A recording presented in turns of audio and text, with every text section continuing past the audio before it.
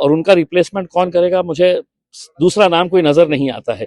जो administrative qualities, जो काम करने की उनकी पद्धत, काम होने वाला है तो हाँ कहना, काम नहीं होने वाला है तो सिर्फ टंगा के नहीं रखना, जैसा मोस्टली लीडर्स लोग करते हैं। डिफरेंट आइडियोलॉजी के साथ जब वो जाकर मिले भी तो उन्होंने अपनी आइडियोलॉजी को छोड़ा नहीं था। फुले शाहू अंबेडकर की जो आइडियोलॉजी थी उनकी, उसको उन्होंने छोड़ा नहीं था। वो एक बहुत बड़ी बात है। वैसे तो नेता बहुत होते हैं, लेकिन ऐसे नेता जो है वो सदियों में बहुत कम पैदा होते हैं।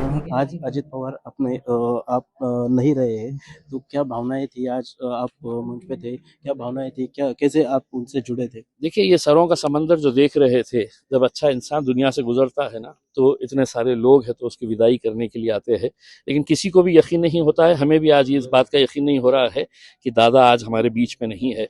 महाराष्ट्र के लिए ही नहीं, मैं समझता हूँ देश के लिए एक बहुत बड़ा वॉइड है, गैप तैयार हो गया है, और उनका रिप्लेसमेंट कौन करेगा, मुझे दूसरा नाम कोई नजर नहीं आता है। जो एडमिनिस्ट्रेटिव क्वालिटीज, जो काम करने की उनकी पद्धत, काम होने वाला है तो हाँ कहना, काम नहीं होने वाला है तो सिर्फ टंगा के नहीं रखना, जैसा मोस्टली लीडर्स लोग करते हैं। देखेंगे, कोशिश करेंगे, ऐसा कुछ नहीं था दादा के अंदर।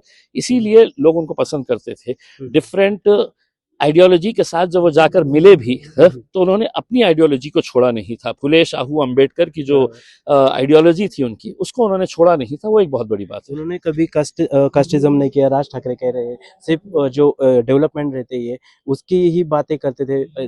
देखिए, दादा की एक खासियत ये थी कि उनके पास अगर कोई अच्छा काम लेकर जाता था तो वो ये पूछते नहीं थे कि तुम किस पार्टी से है, किस जात के है, किस धर्म के है करके। वो जब भी समझ जाते थे कि मतलब ये जो काम है ये लोगों के हित के लिए आया हुआ काम है, और वो बिना झिझक वो काम को कर देते थे। तो ऐसे नेता बहुत कम है, और जो गिनती के बचे हुए थे वो धीरे धीरे चले जा रहे हैं। चाहे फिर वो विलासराव देशमुख साहब हो, गोपीनाथ मुंडे साहब हो, आर पाटिल साहब हो, और अब अजीत पवार साहब। तो वैसे तो नेता बहुत होते हैं, लेकिन ऐसे नेता जो है वो सदियों में बहुत कम पैदा होते हैं। आपने कुछ दिनों में देखा तो ऐसे हादसों में कोई नेता है उनकी मौत हो जाती है। दो तीन नेताओं की मौत भी ऐसे ही हादसों में हो चुकी है। तो किस तरह देखते हैं आप इस हादसों में? अच्छे अच्छे जो पॉलिटिशियन है वो अभी गुजर गए हैं। देखिए, क्या है कि जो जाने वाला था वो चले गया है।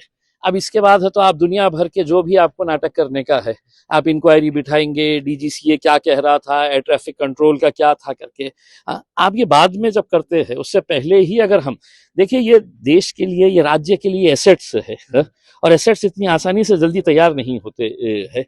तो अगर आप अपने एसेट्स को ऐसे ही अगर खोते रहेंगे अपनी गलतियों की वजह से उसमें, तो मेरे हिसाब से ये बहुत बड़ा लॉस होता एक है। आखिरी सवाल, कोई ऐसा किस्सा है जो अजित दादा के साथ आप? देखिए, मैं पूना में था एज अ पत्रकार बोल के, और दादा उस वक्त पालक मंत्री थे। तो मैं 12 साल दादा के साथ, मैं पत्रकार और वो नेता की हैसियत से। फिर एक दौर 5 साल का ऐसा आया कि जब मैं भी नेता बन गया, तो मैं दादा के साथ जाकर है तो विधानसभा के अंदर बैठा, और उनसे बहुत कुछ सीखने को मिला उसमें, कि भाषण कैसा दिया जाता है, आंकड़े कैसे जमा किए जाते हैं। तो ये सब बहुत बड़ा लॉस है। धन्यवाद जलील जी. इम्तियाज जलील आपल्यासोबत होते. अजितदादांसोबतचे अविस्मरणीय क्षण त्यांनी आपल्यासोबत शेअर केले.